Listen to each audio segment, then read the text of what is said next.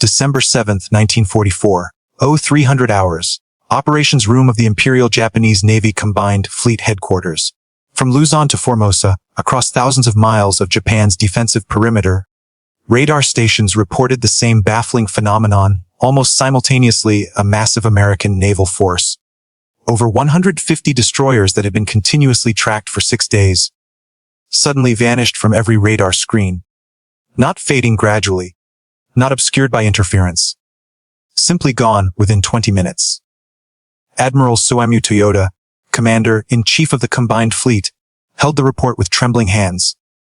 A veteran who had witnessed the disaster at Midway, the catastrophic losses at the Battle of the Philippine Sea, and the devastating defeat at Leyte Gulf just weeks earlier. Toyoda understood what this meant. The Americans had done something unprecedented. Check all equipment again, he ordered quietly. Every station. The response came within the hour. No malfunctions detected. No atmospheric anomalies. No electronic interference patterns. The American destroyers, a force carrying over 705-inch guns, thousands of depth charges, and enough firepower to devastate Japan's remaining installations in the Philippines, had simply ceased to exist on Japanese detection systems. Commander Kenji Sato, Chief Intelligence Officer for the Combined Fleet, stood before a large plotting table covered with position markers and tracking data.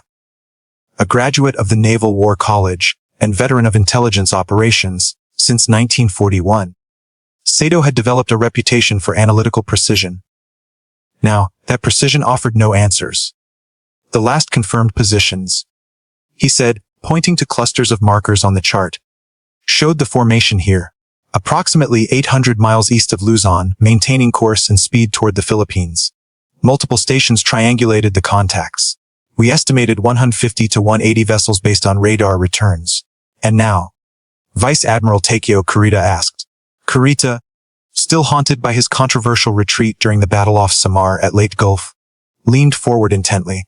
Nothing, sir. As if they never existed. The silence in the operations room was profound.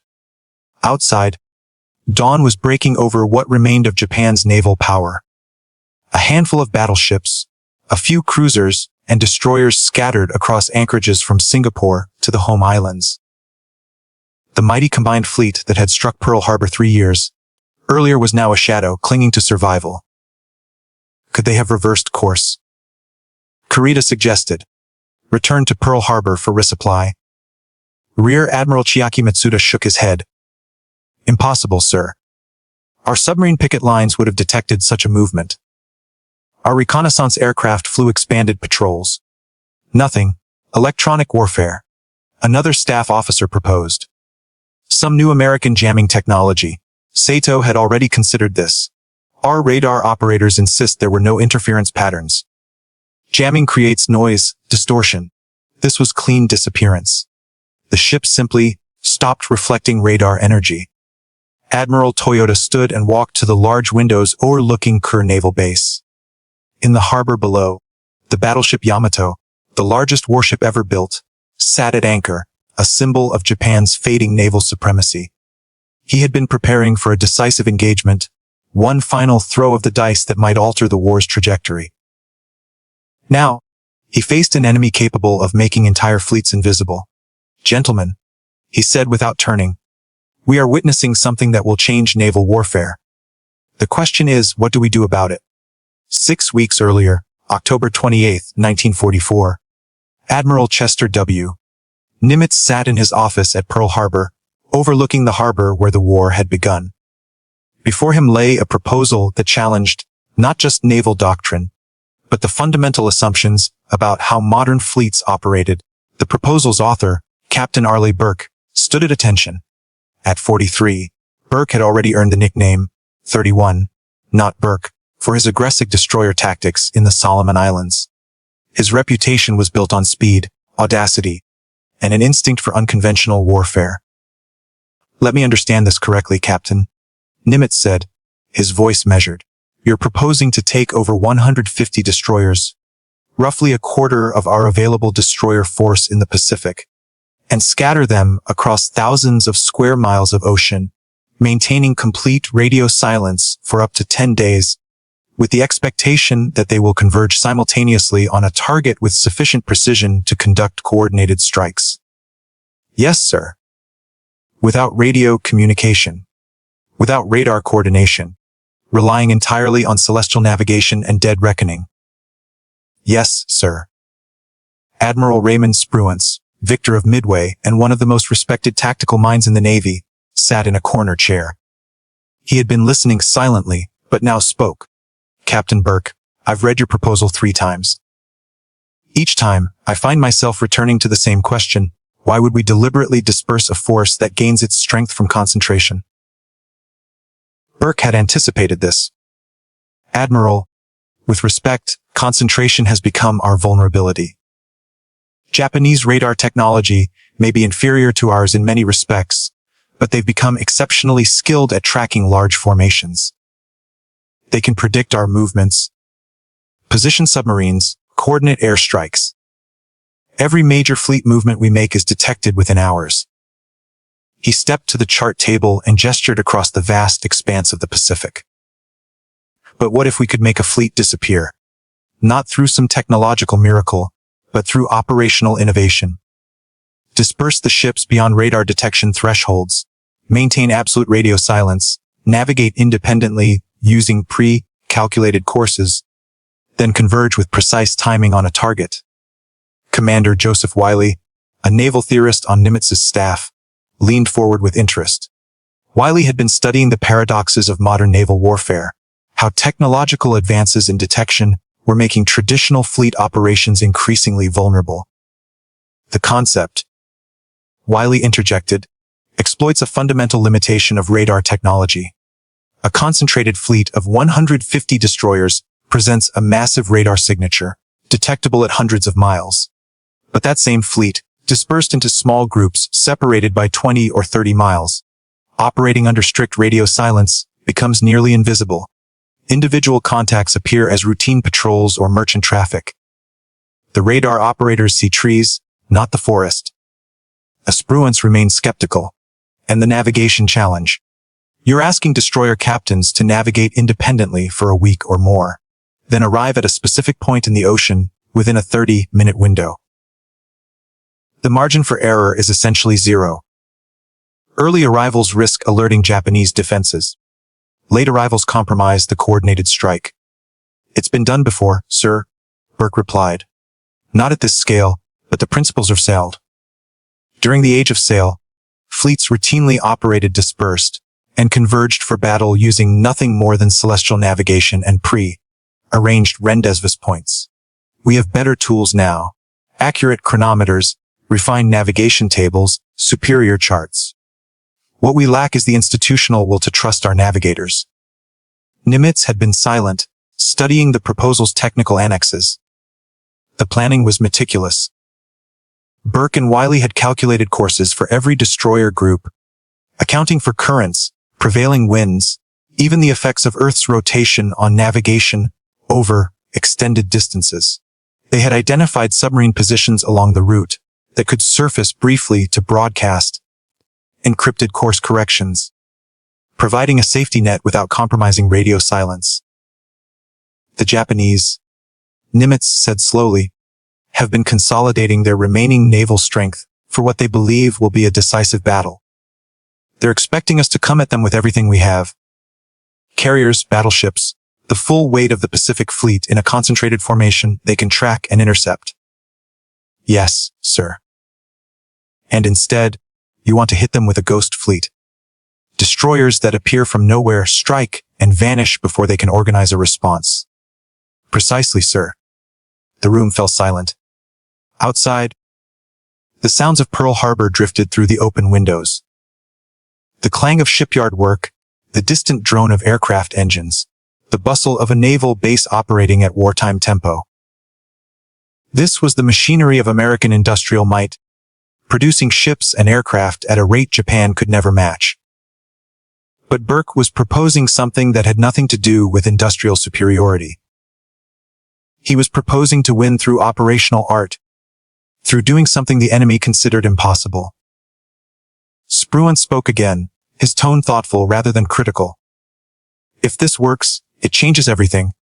Not just for this operation, but for how we think about naval warfare. Dispersion becomes a tactical option rather than a vulnerability.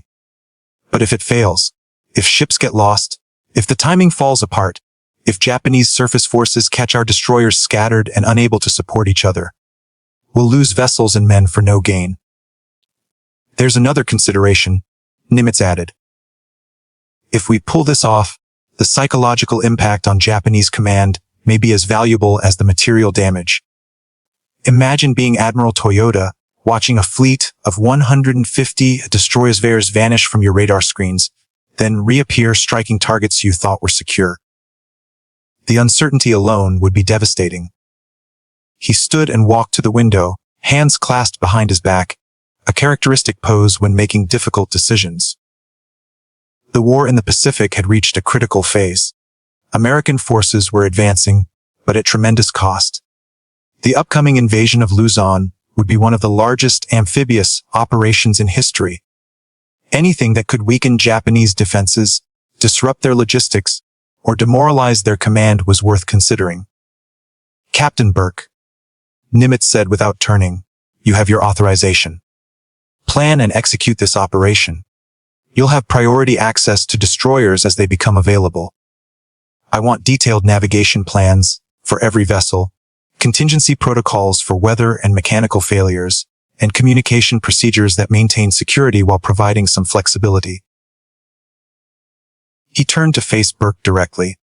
But understand this, if you lose ships because of navigational errors or poor planning, that's on you. The Navy is giving you the rope. Don't hang yourself with it. Understood, sir. Thank you, sir. As Burke left the office, Wiley remained behind. Admiral, do you think it will work? Nimitz smiled slightly. Commander, I learned a long time ago that the enemy gets a vote. We can plan perfectly, execute flawlessly, and still encounter factors beyond our control. But I'll tell you what I do believe, the Japanese are expecting us to fight the way we've always fought. The moment we stop being predictable, we gain an advantage no amount of industrial production can provide. Training began immediately at the destroyer base in Pearl Harbor. Over the following weeks, navigators from more than 150 destroyers attended intensive celestial navigation courses. These were skills that had been somewhat neglected in an era of radio beacons and radar guidance. Now, they became critical. Lieutenant Commander Robert Miller, captain of the Fletcher, class destroyer USS Nicholas, sat in a classroom with dozens of other destroyer captains and navigation officers. The instructor, a grizzled chief petty officer, who had served on sailing ships before the war, was demonstrating sextant techniques. Gentlemen, the chief said, you're going to be navigating the way your grandfathers did, except the stakes are higher. A merchant ship captain in 1890, who missed his landfall by 50 miles might lose some time and money. You miss your rendezvous by 50 miles, and the whole operation falls apart. Miller had been commanding destroyers since 1942. He had fought in the Solomons, survived kamikaze attacks off Saipan, and earned a Navy Cross for action at Lake Gulf. He was comfortable with combat. But this operation made him uneasy in a different way. Combat was chaos, but it was immediate chaos. You could see the enemy react, adapt. This operation required blind faith in mathematics and navigation tables, trusting that calculations made days in advance would bring his ship to a precise point in a vast ocean. The practice runs began in early November. Destroyer divisions would depart Pearl Harbor, navigate to predetermined coordinates several hundred miles away, and attempt to arrive simultaneously within a 5-mile radius. The first attempts were humbling. Ships arrived scattered across 50 miles of ocean, some early, some late, positions off by significant margins. The problem, explained Commander James Harrison, a navigation specialist, is that small errors compound over time. You're off by half a knot in speed estimation, or 1 degree in course, and over 500 miles that become a 20-mile position error. Now multiply that across 150 ships, and you see the challenge. Adjustments were made. Navigators learned to take multiple celestial fixes daily, cross, checking positions constantly. Engine rooms received orders to maintain precise speeds, not approximately 15 knots, but exactly 15.0 knots monitored continuously. Helmsmen practiced holding courses within 1 degree of assigned headings for hours at a time. By late November, the practice runs showed improvement. Destroyer groups were arriving within 10 to 15 miles of designated positions, close enough for tactical coordination. It wasn't perfect, but Burke judged it acceptable. Perfect was the enemy of good enough, and they were running out of time. The operational plan, code named Operation Phantom Fleet, called for approximately 150 destroyers to depart Pearl Harbor in small groups over a 48-hour period. To observers, including Japanese intelligence agents known to be operating in Hawaii, the departures would appear routine. Destroyer divisions heading out on patrol, escort duties, or transit to forward bases. Nothing unusual, but every vessel would be bound for the same destination, strike positions off the Philippine coast. The routes would diverge initially, creating the appearance of separate operations, then gradually converge like spokes of a massive wheel. The dispersal phase would last 6 days, during which ships would maintain absolute radio silence and navigate independently. Then, at a predetermined time, they would execute course changes that would bring them together for coordinated strikes. The technical challenges were immense, but Burke had one advantage: American industrial production had created a surplus of destroyers. The Navy was commissioning new Fletcher-class destroyers at a rate of nearly 1 per week. This abundance meant he could risk vessels on an unconventional operation without critically weakening the fleet. The Japanese, by contrast, were scraping together every available ship for what they anticipated would be a climactic battle. On November 28th, Burke received final authorization from Nimitz. The operation would commence the following day. Weather forecasts were favorable. Intelligence indicated Japanese forces were concentrated around the Philippines, expecting a conventional American assault, and the timing aligned with planned operations for the Luzon invasion. That evening, Burke met with his senior destroyer captains in a secure briefing room. He stood before a large chart of the Pacific, routes marked in different colors radiating from Pearl Harbor toward the Philippines. "Gentlemen," he began, "what we're about to attempt has never been done before at this scale. You're going to take your ships into the Pacific, maintain radio silence for up to 10 days, navigate independently across thousands of miles of ocean, and arrive at precise coordinates within a 30-minute window. Then you're going to conduct coordinated strikes against Japanese installations in the Philippines." He paused, letting the magnitude sink in. "Some of you will encounter weather. Some will face mechanical problems. You'll be tempted to break radio silence, to call for help or guidance. Don't. The success of this operation depends on every captain trusting the plan, trusting your navigation, and trusting that every other ship is doing the same." Commander Miller raised his hand. "Sir, what if we encounter Japanese surface forces during the dispersal phase? Avoid engagement if possible. Your primary mission is to reach the strike coordinates. If you're forced to fight, do so, but maintain radio silence unless absolutely critical. Remember, the Japanese are expecting us to operate as a concentrated fleet. As long as they see scattered, independent contacts, they won't realize what's happening." Another captain asked, "What about submarines along the route?" "We won't have destroyer screens or air cover. We've positioned our own submarines at checkpoints along the routes. They'll provide encrypted navigation updates and can relay emergency communications if necessary. But their primary role is to give you course corrections based on weather updates from Pearl Harbor. Use those updates to refine your navigation." The briefing continued for 2 hours, covering every contingency Burke and his staff could imagine. When it concluded, the captains filed out silently, each carrying sealed orders that would be opened only after crossing the 180th meridian. Miller walked back to USS Nicholas through the warm Hawaiian night. His ship was moored at Pier 7, her sleek hull painted in the standard navy gray, her 5-inch guns pointed skyward. She had been his command for 18 months, and he knew every rivet, every quirk of her machinery, every capability and limitation. Now he was about to take her on a voyage unlike anything he had experienced. On the bridge, his executive officer, Lieutenant Commander Thomas Walsh, was reviewing navigation charts. "Skipper, I've triple-checked the calculations. If we maintain 15 knots on course 245 degrees true for the first 72 hours, we should be at the first checkpoint within acceptable margins. And if the weather forecast is wrong, then we adjust based on the submarine updates." "Sir, I've been doing this for 20 years, and I've never attempted navigation this precise over this distance. It's possible, but there's no margin for error." Miller nodded. "Then we don't make errors. Get the crew ready. We depart at 0600 hour, November 29, 1944, dawned clear and calm over Pearl Harbor.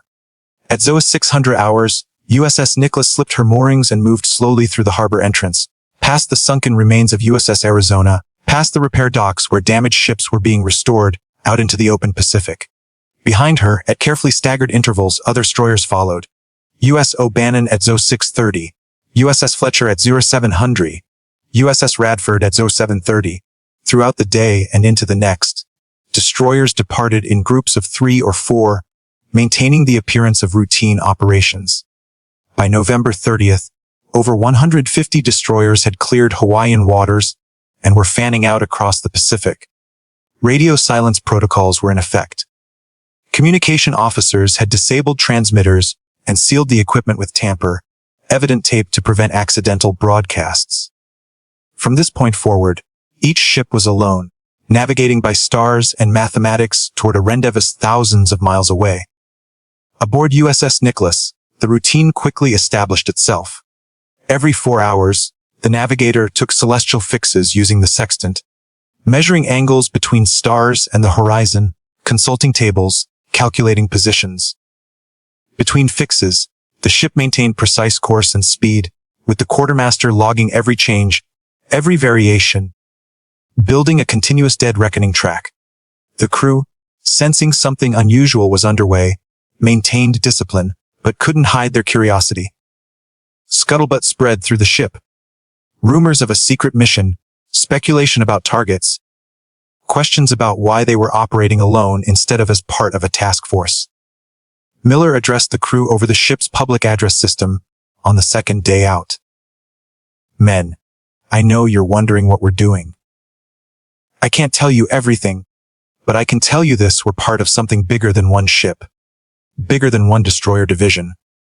Every man on this ship, every navigator, every helmsman, every engineer maintaining our speed, you're all part of an operation that's going to surprise the hell out of the Japanese. Do your jobs, trust the plan, and in a week you'll understand." It was enough. Sailors returned to their duties with renewed purpose, even if they didn't fully understand the mission. The first real challenge came on December 2nd. An unnamed tropical depression, forecast to remain south of the planned routes, unexpectedly strengthened and moved north. Several destroyer groups found themselves navigating through heavy seas, with winds reaching 40 knots and waves building to 15 feet. USS Heermann, commanded by Commander Amos Hathaway, rolled violently in the storm. Taking accurate celestial fixes became nearly impossible. The horizon disappeared in spray and rain, stars were obscured by clouds. Hathaway was forced to rely entirely on dead reckoning, estimating position based on course and speed, knowing that errors were accumulating with every hour. At the first checkpoint 500 miles west of Hawaii, the submarine USS Hake surfaced briefly on December 3rd. Lieutenant Commander Frank Quinlan transmitted encrypted course corrections based on updated weather data from Pearl Harbor. The broadcast lasted 90 seconds before Hake submerged, minimizing the risk of Japanese detection. Aboard destroyers equipped with the special low-frequency receivers, navigation officers copied the updates and adjusted their courses. For ships like USS Heermann that had been battling weather, the corrections were crucial. Hathaway discovered his dead reckoning position was off by nearly 20 miles, a potentially catastrophic error if left uncorrected. By December 4th, Japanese patrol aircraft began spotting isolated American destroyers. A Mitsubishi G4M, Betty bomber reported 3 destroyers steaming northwest at 20 knots, roughly halfway between Hawaii and Wake Island. 2 hours later, another patrol spotted 4 destroyers 100 miles to the south, heading west. A third sighting placed 2 destroyers, even further south, on a course toward the Marshall Islands. At Imperial Japanese Navy headquarters, intelligence officers tried to construct a coherent picture from these scattered reports. Were they observing one large force or multiple small groups? The sightings didn't fit any recognizable pattern. American destroyers appear to be wandering across the Central Pacific without clear purpose or coordination. Admiral Toyoda reviewed the reports with growing concern. American destroyer movements suggested some kind of major operation, but the dispersed nature of the sightings was baffling. Japanese naval doctrine assumed large forces operated as concentrated units for mutual protection. The idea that over 150 destroyers might be operating independently, scattered across vast areas of ocean, seemed operationally unsound. Continue tracking, Toyoda ordered. I want every sighting plotted, every course analyzed. There's a pattern here we're not seeing. But the pattern remained elusive. Japanese reconnaissance aircraft continued to spot destroyers over the following days, but each sighting seemed random, disconnected from the others. Intelligence officers debated whether they were observing routine patrol operations, a redeployment of forces, or something more significant. On December 5th, the picture seemed to clarify. Radar stations across the Central Pacific began detecting what appeared to be a large American naval formation approaching from the east. Operators at Truk observed returns indicating dozens of vessels approximately 800 miles distant, heading west at high speed.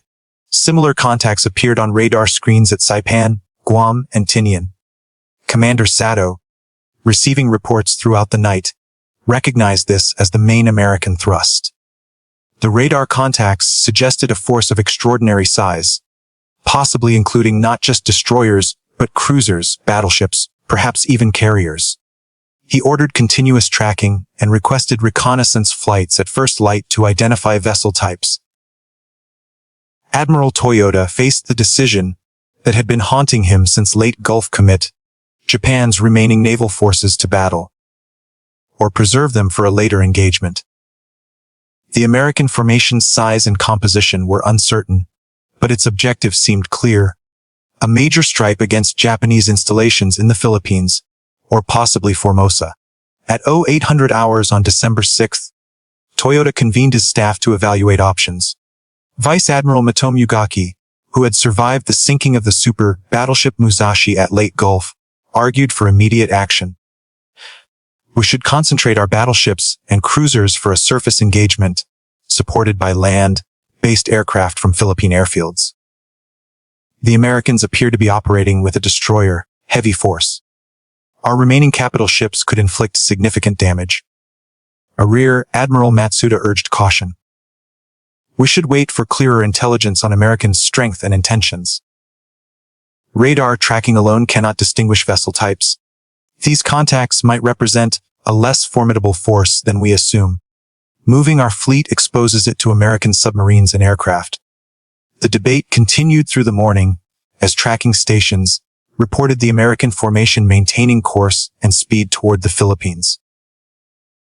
By noon, Japanese headquarters had plotted the enemy force to reach strike range of Luzon within 24 hours. Toyoda made his decision. The fleet would sortie, moving to intercept positions while remaining within range of land-based air support. They would avoid decisive engagement until reconnaissance confirmed the enemy's composition, but they would be positioned to strike if opportunity presented itself. Then, at 0300 hours on December 7th, the impossible happened. Across the Central Pacific, radar operators watched as the American formation simply dissolved. Contacts that had been tracked continuously for over 24 hours faded from screens within 20 minutes. Chief Petty Officer Tetsuo Yamamoto, manning the main search radar at Truk, initially assumed equipment failure. but diagnostics showed all systems functioning normally. He contacted neighboring stations. They had lost contact simultaneously. The American fleet, that concentration of naval power that had been approaching the Philippines, had vanished. What Japanese radar operators could not see, what their commanders could not imagine, was this: across hundreds of thousands of square miles of Pacific Ocean, over 150 destroyers were executing the most complex naval maneuver ever attempted. Precisely at 0300 hours Zulu time on December 7th, every destroyer group implemented Phase 2 of Operation Phantom Fleet. Simultaneously, they reduced speed from 20 knots to 15 knots, altered course by 90 degrees, and increased separation between vessels from 5 miles to 25 miles. The course changes transformed the fleet's radar signature. What had appeared as a concentrated mass became a dispersed pattern of individual contacts. Scattered widely, and combined with the limitations of Japanese radar technology, atmospheric conditions, and the curvature of the Earth, they either appeared as unrelated vessels on routine patrols or vanished entirely into the gaps of radar coverage. Aboard USS Nicholas, Commander Miller executed the maneuver with precision. He reduced speed, turned his ship to a new heading of 190 degrees true, due south, while his accompanying destroyers turned to headings offset by 10-degree intervals. Within 30 minutes, ships that had been visible to each other separated beyond visual range. Each proceeded independently following navigation plans that had been briefed weeks earlier. Miller's orders mandated maintaining this dispersed formation for 18 hours. Then the convergence phase would begin, bringing over 150 destroyers together for coordinated strikes against Japanese positions in the Philippines. The technical achievement of this maneuver becomes apparent when considering the variables involved. Each destroyer needed to maintain speed within 1/4 knot of 15 knots to prevent excessive position errors from accumulating. Courses had to be held within 1 degree of assigned headings, requiring constant attention from helmsmen and frequent checks against compass readings.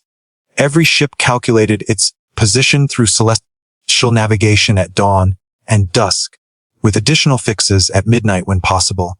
The coordination required to bring hundreds of independently operating vessels to the same location at the same time, without radio communication, represented a level of operational complexity never before attempted in naval warfare. It succeeded because of meticulous planning, rigorous training, and the skill of American destroyer crews who had been honed by 3 years of Pacific combat. Weather continued to challenge navigators throughout the December 7th. The tropical depression that had complicated earlier sailing had intensified into a tropical storm, tracking northwest toward Luzon. Destroyer groups on southern routes encountered the storm's outer bands, with winds reaching 40 knots and seas building to 20 feet. USS Heermann, still commanded by the determined Hathaway, rolled through violent squalls that sent loose equipment crashing and injured 3 sailors. Hathaway briefly considered breaking radio silence to request instructions, worried about maintaining the schedule, but he decided operational security took precedence over his personal uncertainty. He would navigate through the weather and trust that other captains were doing the same. The submarine USS Hake surfaced at the second checkpoint on the night of December 7th, broadcasting updated meteorological information and course corrections. The storm's track would clear the target area by December 10th, leaving conditions suitable for the strike. Lieutenant Commander Quinlan also relayed a message from Admiral Nimitz commending the destroyers for their navigation precision based on submarine position reports. The encouragement was timely. Crew morale aboard the destroyers was suffering from the strain of independent operations without information about how the overall operation was progressing. Japanese search aircraft, flying expanded patrol patterns on December 8th, attempted to relocate the vanished American fleet. They spotted individual destroyers, but failed to recognize them as elements of a coordinated force. A Betty bomber reported a destroyer steaming south at moderate speed, approximately 400 miles east of the Philippines. Another patrol observed 2 destroyers proceeding independently on parallel courses, separated by 50 miles. A third aircraft spotted a destroyer conducting what appeared to be anti-submarine patrols. The reports evaluated at Tokyo headquarters described scattered American units engaged in routine operations. There was no indication of the massive, coordinated force that had been tracked just days earlier. Admiral Toyoda, frustrated by the intelligence failure, suspected American deception, but could not determine its nature. The radar contacts had been real ships in the Western Pacific. But their current locations and intentions remained mysterious. Japanese doctrine assumed large naval forces operated as concentrated units for mutual protection and coordinated action. The possibility that over 150 destroyers might be operating independently, scattered across vast areas of ocean yet moving toward a common objective, seemed tactically unsound. Staff officers dismissed this explanation as inconsistent with sound naval practice. Toyoda faced pressure from Imperial General Headquarters in Tokyo to locate and engage the American force. The Navy was expected to prevent further territorial losses, to demonstrate that Japan could still defend its empire. But committing the fleet without clear intelligence risked exposing Japan's last significant naval forces to destruction by submarines and aircraft. The Admiral ordered continuous air searches throughout December 8th and 9th, while keeping his battleships and cruisers at their anchorages, ready to sortie but preserved until intelligence clarified the situation. December 9th marked Phase 3 of Operation Phantom Fleet. Across the Western Pacific, destroyer groups simultaneously altered course toward predetermined convergence coordinates 300 miles east of Luzon. The navigation plans carried by each captain specified exact course changes at precise times, transforming scattered vessels into spokes of a wheel pointing toward a common center. Commander Miller checked his calculations 3 times before ordering USS Nicholas onto a new heading of 270 degrees true, due west, at 0600 hours. His sister ships, 25 miles distant and beyond the horizon, executed identical course changes. Across hundreds of thousands of square miles of ocean, approximately 146 destroyers made similar turns. 4 vessels had aborted the mission due to weather damage or mechanical problems, but the remaining fleet began converging with remarkable precision. The convergence occurred gradually over 36 hours. Ships on outer routes steamed at higher speeds, while those nearer the center reduced power, preventing a sudden appearance of a massive formation on Japanese radar. By the evening of December 9th, destroyer groups had closed to within 50 miles of each other, near enough for tactical coordination once radio silence ended, yet dispersed enough to remain below detection thresholds. Lookouts began spotting sister ships on the horizon. The dim silhouettes confirmed that navigation had been accurate, that ships were where they were supposed to be, that the operation was proceeding as planned. Aboard USS Kidd, Lieutenant Commander James Harrison watched through binoculars as another Fletcher class destroyer appeared, steaming on a parallel course 5 miles distant. Harrison felt profound relief. His navigation had been correct.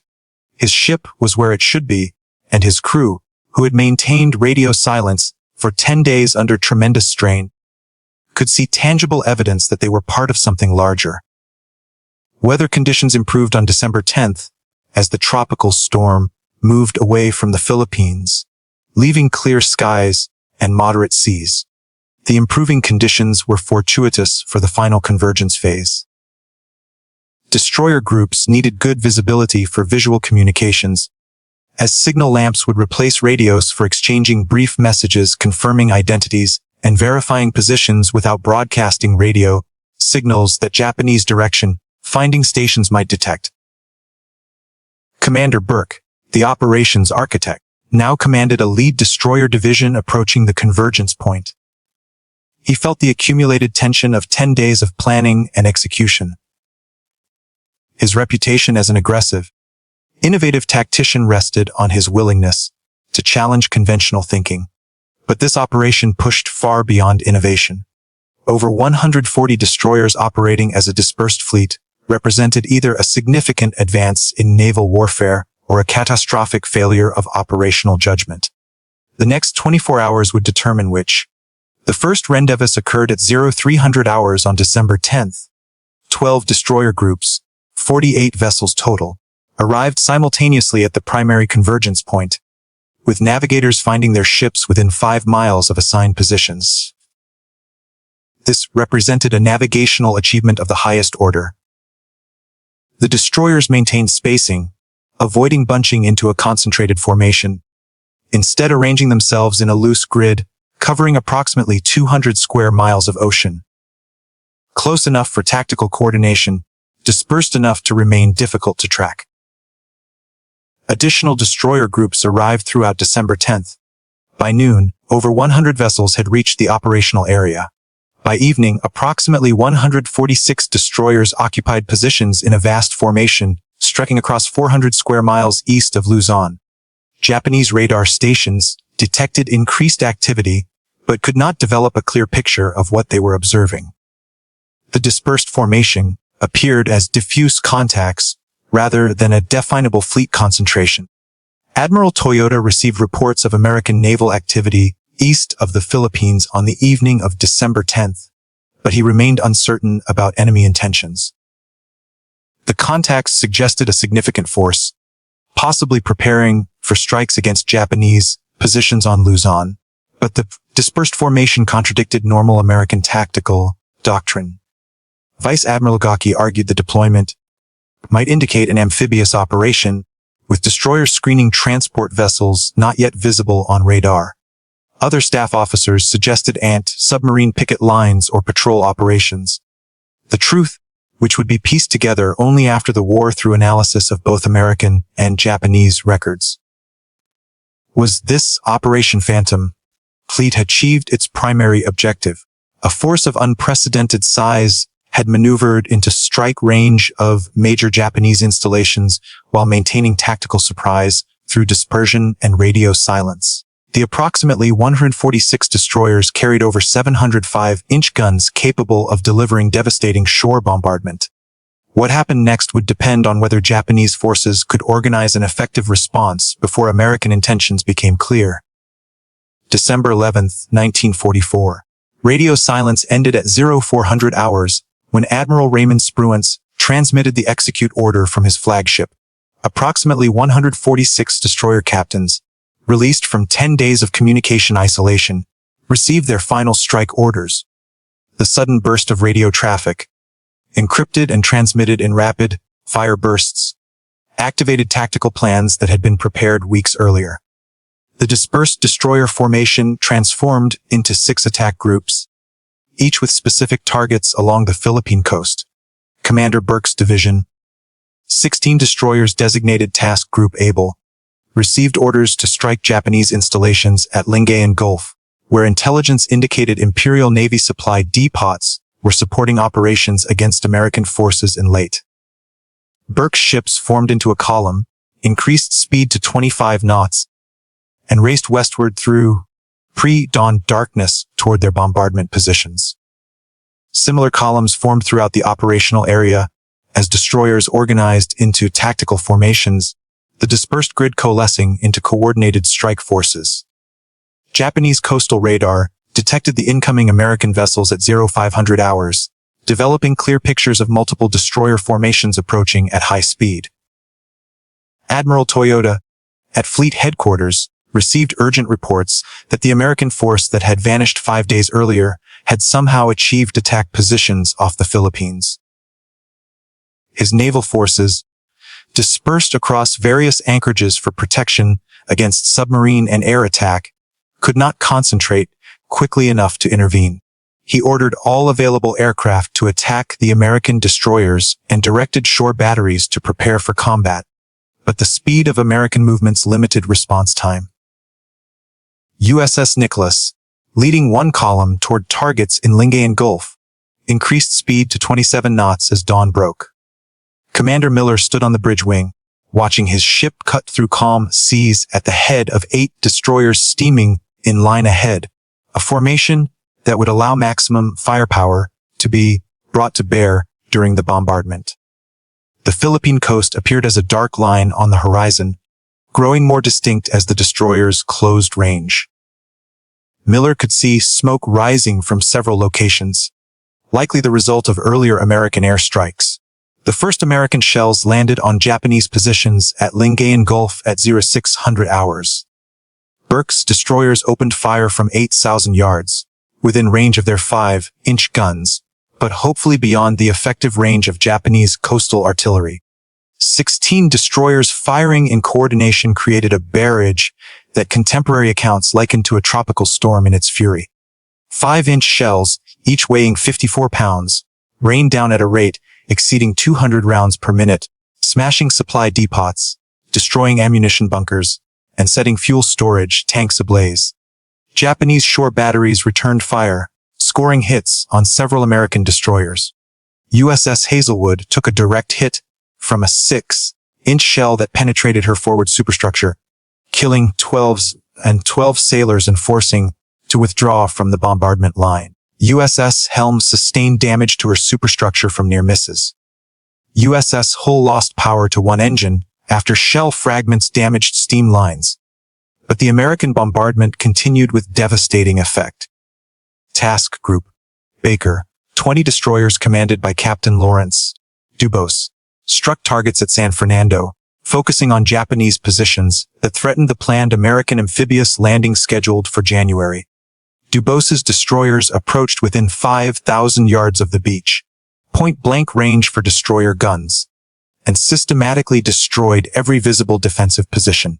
The bombardment significantly weakened Japanese defensive preparations in the northern landing zones, contributing to reduced casualties during the subsequent invasion.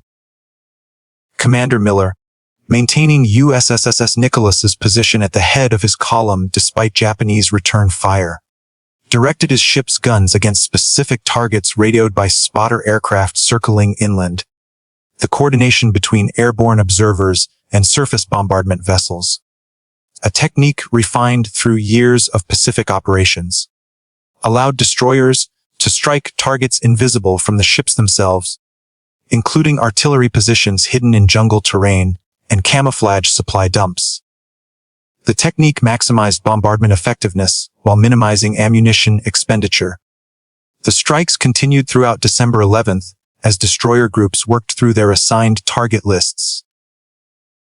Task Group Charlie bombarded Japanese installations around Manila Bay, setting port facilities ablaze and destroying cranes and warehouses, essential for military logistics. Task Group Dog struck targets along the Bataan Peninsula. Task Group Easy focused on Japanese positions in the central Philippines.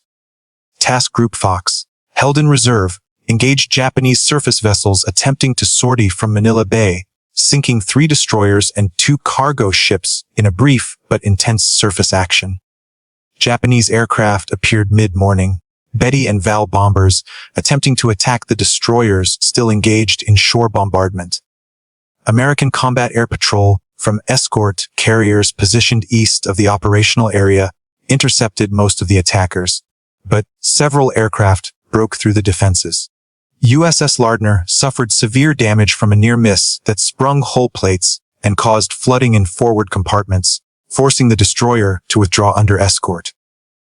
Admiral Toyoda, watching from fleet headquarters, as reports documented the systematic destruction of Japanese installations throughout the Philippines, recognized that his battleships and cruisers, dispersed for protection against submarine and air attack, could not concentrate quickly enough to intervene effectively. Land-based aircraft had attacked throughout the day, but failed to disrupt the bombardment significantly. American air superiority prevented Japanese bombers from achieving the concentration necessary for effective strikes. By the evening of December 11th, approximately 146 American destroyers had expended over 100,000 rounds of 5-inch ammunition, equivalent to several hundred heavy bomber sorties. The bombardment had destroyed fuel reserves that Japan could not easily replace, weakened defensive positions that would have to be rebuilt under constant air attack, and demonstrated that the Imperial Navy was struggling to defend even critical installations against determined American attacks. December 12th found Admiral Toyoda confronting the collapse of Japan's defensive strategy in the Philippines. Overnight reports had documented the extent of the damage, losses that crippled Japanese ability to resist the coming invasion. The admiral convened an emergency conference with his senior officers to assess options, but the conversation quickly devolved into recriminations about intelligence failures and debates over how over 140 American destroyers had achieved complete surprise. Commander Sato, bearing responsibility for the intelligence failure, presented his analysis.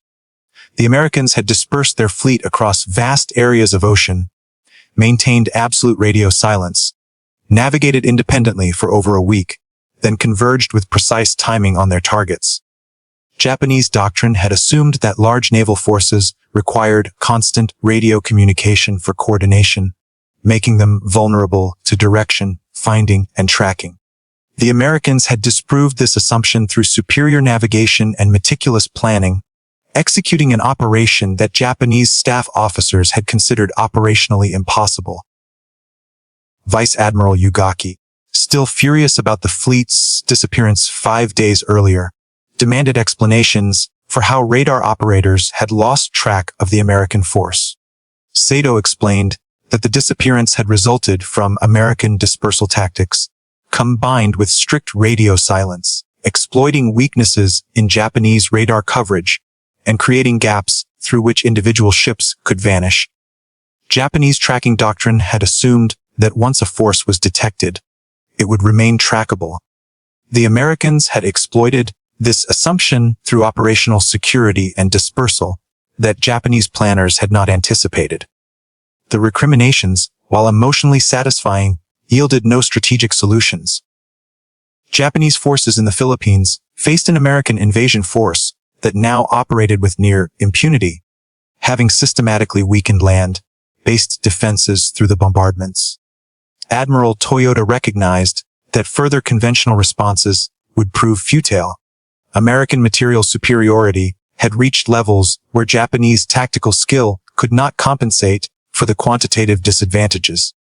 He ordered the remaining naval vessels in Philippine waters to evacuate and redeploy to the home islands, effectively conceding American control of the archipelago. It was a decision that would hasten the end of the war, acknowledging that Japan could no longer defend its empire's periphery against an enemy capable of striking anywhere, at any time, with forces that could appear from nowhere. American forces consolidated their gains and prepared for the next phase of operations.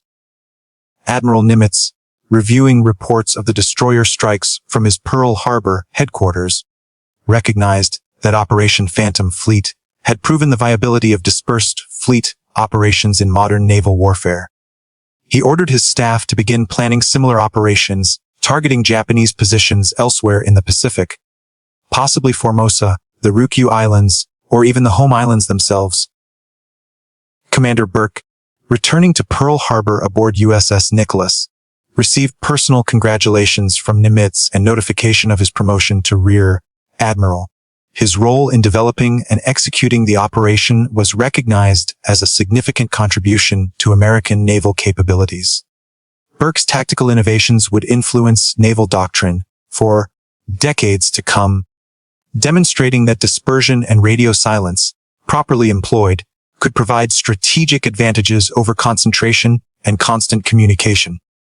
The psychological impact of Operation Phantom Fleet exceeded its material achievements. Japanese military leadership, already demoralized by a series of defeats, now confronted evidence that American operational capabilities surpassed their ability to counter them. The realization that large forces could disappear from detection, operate independently across vast distances, and converge with devastating effect on targets undermined confidence in Japan's ability to defend itself. Intelligence officers at Tokyo headquarters spent December 13th and 14th attempting to reconstruct how the American operation had succeeded. They analyzed radio intercepts collected before and during the strikes, debriefed submarine commanders who had observed isolated destroyers, and interviewed radar operators who had tracked and then lost contact with the American fleet. The analysis, compiled into a classified assessment, documented Japanese recognition that they faced an enemy whose operational innovation surpassed their capacity to respond. January 1945 saw American amphibious forces landing at Lingayen Gulf with defenses significantly weakened by the December destroyer bombardments and continued air and naval gunfire strikes. Casualties during the initial landings were lighter than anticipated, a result of the systematic destruction of Japanese coastal artillery and defensive positions. General Douglas MacArthur, observing the landings from his flagship, acknowledged the crucial role of naval gunfire support in enabling the assault, though he did not publicly credit the specific naval operations that had preceded it. Admiral Nimitz, evaluating the results of Operation Phantom Fleet, commissioned a comprehensive assessment of dispersed fleet operations to determine their potential application elsewhere in the Pacific Campaign. The analysis, conducted by operational research specialists at Pearl Harbor, documented both successes and challenges. Navigation precision had exceeded expectations. 97% of destroyers had arrived within acceptable position tolerances at the convergence point. Communication security had been maintained throughout the operation. Tactical coordination during the strikes had proceeded smoothly despite the sudden transition from dispersed operations to concentrated attacks. Challenges included the impact of weather on navigation accuracy, mechanical problems that forced 4 destroyers to abort the mission, and the difficulty of maintaining crew morale during extended periods without communication.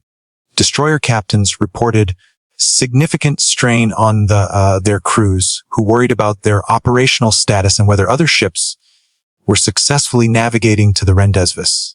Recommendations for future dispersed operations included periodic encrypted radio checks to reduce crew uncertainty while maintaining operational security, improved weather forecasting to account for storms that might affect navigation, and additional training in celestial navigation to further improve position accuracy. Japanese military archives, captured and analyzed after the war, revealed the profound confusion that Operation Phantom Fleet had created among enemy commanders. Admiral Toyoda's staff had generated multiple conflicting assessments of American intentions during the critical period when the destroyer fleet had vanished from radar screens. Some analyses correctly deduced that dispersal tactics explained the disappearance, but these competed with theories about equipment failures, American electronic warfare capabilities, and speculation about entirely different operations elsewhere in the Pacific. The uncertainty had paralyzed Japanese decision making at a crucial moment when timely responses might have mitigated some of the operation's advantages. Commander Sato, in his post-war memoir published in 1953, reflected on the intelligence failure, arguing that Operation Phantom Fleet had demonstrated how technology alone could not compensate for operational inflexibility. Japanese naval doctrine, he wrote, had been too rigid to accommodate American innovations, too bound by assumptions about how naval warfare should be conducted to recognize when the enemy was doing something fundamentally different. The operation's influence extended far beyond its immediate tactical results. Naval theorists studying Operation Phantom Fleet in the post-wars recognized that modern detection technologies had created a paradox. Concentration of forces for mutual support created vulnerability through detectability, while dispersed operations, enabled by precise navigation and secure communications, could exploit this vulnerability by trading the protective benefits of concentration for the advantages of surprise. This insight shaped naval thinking through the Cold War and into the 21st century as precision navigation systems made dispersed coordination increasingly practical. Contemporary historians analyzing Operation Phantom Fleet identify it as a turning point where American naval forces transitioned from matching Japanese tactical excellence to surpassing it through operational innovation that challenged fundamental assumptions about how modern fleets should operate. The technical achievement of coordinating over 140 destroyers operating independently for 10 days, converging within 30-minute windows at predetermined coordinates. Required navigation accuracy rarely achieved even by individual vessels under ideal conditions. The success rate, with over 140 ships arriving within 5-mile position tolerances, demonstrated both the proficiency of American naval training and the quality of navigation equipment available by late 1944. Statistical evaluations documented the operation's material impact: over 100 Zalosen rounds of 5-inch ammunition expended, dozens of Japanese installations damaged or destroyed, approximately 40 vessels sunk or damaged in secondary actions, and significant degradation of Japanese defensive capabilities throughout the Philippines. These quantifiable results, combined with the psychological impact on Japanese command, justified the risks involved and validated the unorthodox tactical concepts that had made the operation possible. Admiral Spruance, initially skeptical of the operation, acknowledged in his post-war writings that Operation Phantom Fleet had demonstrated possibilities he had not considered credible. The combination of dispersed approach and concentrated strikes, Spruance wrote, had synthesized contradictory tactical principles in ways that modern navigation and communication technologies made feasible, and he recommended that the Navy expand its investment in navigation systems and communication security to enable similar operations against future opponents. The story of American destroyers vanishing from Japanese radar in December 1944 resonates through naval history as an example of how operational innovation creates strategic advantages independent of technological or material superiority. While American industrial production provided quantitative advantages throughout the Pacific War, Operation Phantom Fleet succeeded primarily through conceptual innovation, doing something the enemy considered impossible rather than simply doing more of what the enemy expected. The Japanese Navy had possessed sufficient resources to counter a conventional American approach to striking the Philippines. It found itself hopeless against tactics that fell outside doctrinal expectations, unable to respond effectively to an enemy that had fundamentally reimagined how naval forces could operate across vast ocean distances. Rear Admiral Burke, promoted to Vice Admiral by war's end, continued to champion innovative tactical concepts throughout his subsequent career. As Chief of Naval Operations in the 1950s, he emphasized operational flexibility and experimentation, arguing that future conflicts would reward forces capable of adapting rapidly to unexpected challenges. Burke's leadership, shaped by his experience with Operation Phantom Fleet, influenced a generation of American naval officers who internalized the value of innovation in overcoming disadvantages or exploiting advantages. Japanese naval officers who survived the war and studied its lessons drew their own conclusions, which influenced post-war Japanese maritime self-defense force doctrine. Captain Sato, continuing his intelligence career in the post-war years, wrote extensively about how rigid adherence to doctrine had blinded Japanese commanders to American innovations. The technical achievements Phantom Fleet remain impressive, even when considered against the limitations of 1944 navigation technology. Modern GPS systems provide accurate positions updated continuously, allowing precise coordination of dispersed forces with minimal effort. Destroyer navigators in December 1944 relied on sextants for celestial observations, mechanical chronometers for timekeeping, and manual calculations using logarithmic tables. Position accuracy was measured in miles rather than meters, and fixes were available only when weather permitted celestial observations. Achieving tactical coordination under these constraints required extraordinary skill and meticulous planning that contemporary naval officers, equipped with vastly superior technology, recognize as remarkable. Historical debates about Operation Phantom Fleet have focused on whether the operation's complexity was justified by its results. Some analysts argue that similar material outcomes might have been achieved through conventional approaches with less risk. Over 140 destroyers operating as a concentrated force with carrier air cover could have approached Philippine targets and delivered their bombardments without the navigation challenges and communication isolation that characterized the dispersed approach. Defenders of the operation counter that conventional approaches would have sacrificed the element of surprise, allowing Japanese forces to evacuate critical resources and personnel, reposition defensive assets, and organize more effective resistance. The truth likely lies between these positions. Operation Phantom Fleet achieved significant material results that conventional approaches might have approximated, but it also demonstrated operational capabilities with strategic implications that extended far beyond immediate tactical outcomes. Japanese commanders, confronted with evidence that American forces could make entire fleets invisible and deliver strikes without warning, faced psychological pressures that affected their decision-making in ways that purely material calculations cannot capture. The uncertainty created by American operational innovations imposed costs on Japanese planning and morale that proved as significant as the physical destruction of installations and equipment.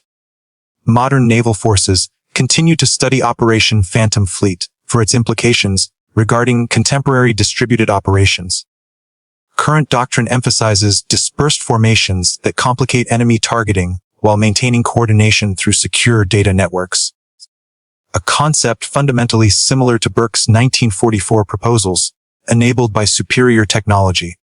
The fundamental insight remains relevant. Dispersion trades the protective benefits of concentration for reduced detectability and enhanced surprise, a calculation that becomes increasingly favorable for forces possessing superior navigation and communication capabilities.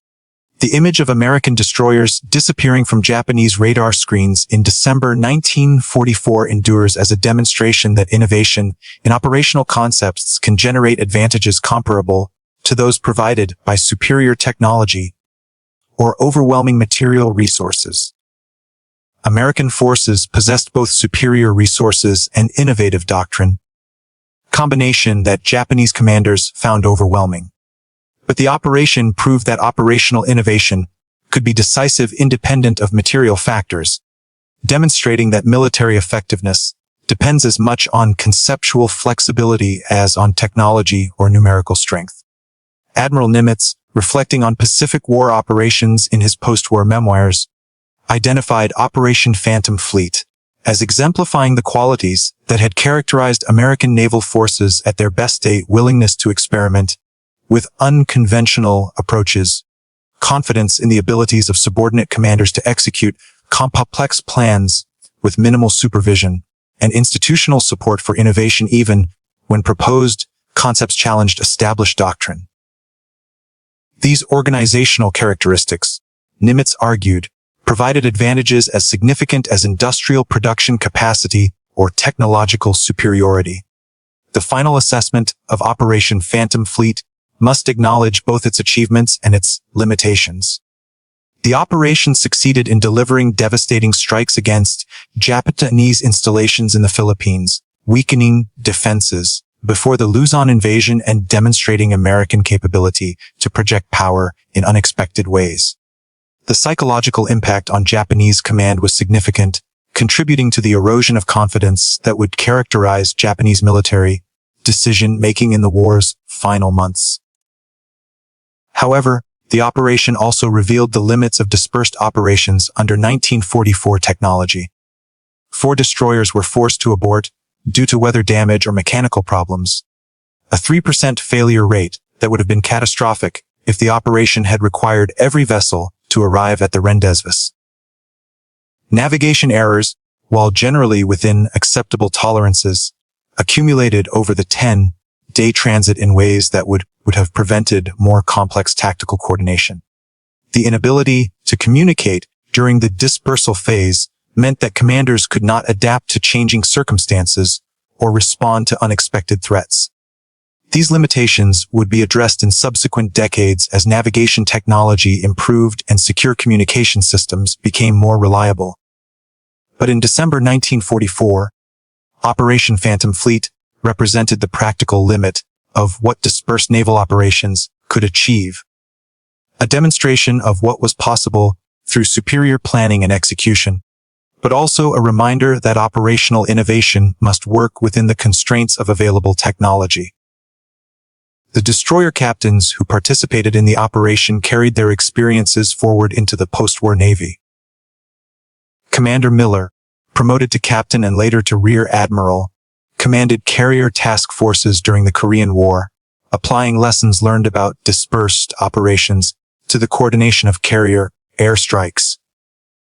Lieutenant Commander Harrison became a navigation instructor at the Naval Academy, teaching generations of midshipmen about the importance of fundamental navigation skills, even in an era of electronic aids. Commander Hathaway, who had battled through the tropical storm during the dispersal phase, wrote a technical manual on heavy weather operations that became standard reference material for destroyer captains. The crew members of USS Nicholas, USS Heermann, USS Kidd, and the other destroyers that participated in Operation Phantom Fleet rarely spoke publicly about their experiences. The operation remained classified for years after the war, and even when details became public, the technical nature of the achievement made it difficult to explain to those without naval experience.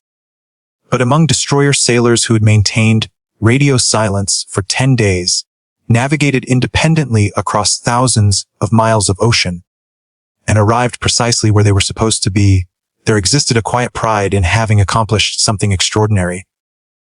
December 7th, 1944, the date when Japanese radar operators watched an American fleet vanish from their screens, marked more than a tactical success or an operational innovation. It represented a fundamental shift in how naval warfare would be conducted in the modern era. The Pacific Ocean, once a barrier that limited the projection of concentrated power, had become an asset for forces capable of operating effectively across its vast expanses. The lessons learned during those 5 days when Japan's Navy lost sight of an American destroyer force would resonate through naval doctrine for generations. Operational innovation, the willingness to challenge assumptions and attempt what conventional wisdom deemed impossible, would remain as crucial as technological advancement for achieving military effectiveness. Admiral Toyoda, in his post-war interrogation by American intelligence officers, was asked what surprised him most about American naval operations. His answer was immediate. Not your ships, or your aircraft, or your industrial capacity. We knew about those. What surprised us was your willingness to do things we thought were impossible. You made a fleet disappear. How do you defend against an enemy who refuses to fight the way you expect? It was a question that would echo through military planning in the decades that followed, a recognition that the greatest advantage in warfare often belongs not to those with the most resources, but to those with the imagination to use those resources in unexpected ways. The story of Operation Phantom Fleet concludes not with a dramatic climax, but with a quiet acknowledgement of what had been achieved. Over 140 destroyers had vanished into the Pacific, operated independently across ocean expanses that had once seemed impassable barriers, converged with precise timing that seemed impossible given the technology available, and delivered strikes that Japanese forces could not prevent or effectively counter. In doing so, they had demonstrated that modern naval warfare had transcended the traditional limitations of concentration and communication. Properly employed, dispersion could provide tactical advantages over concentration. Navigation precision and communication security could enable operational concepts that had previously been impractical.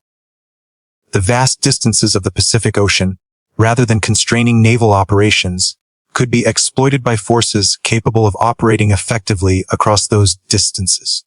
These insights would shape naval thinking for the remainder of the 20th century and into the 21st, as technology continued to evolve and new operational concepts became possible.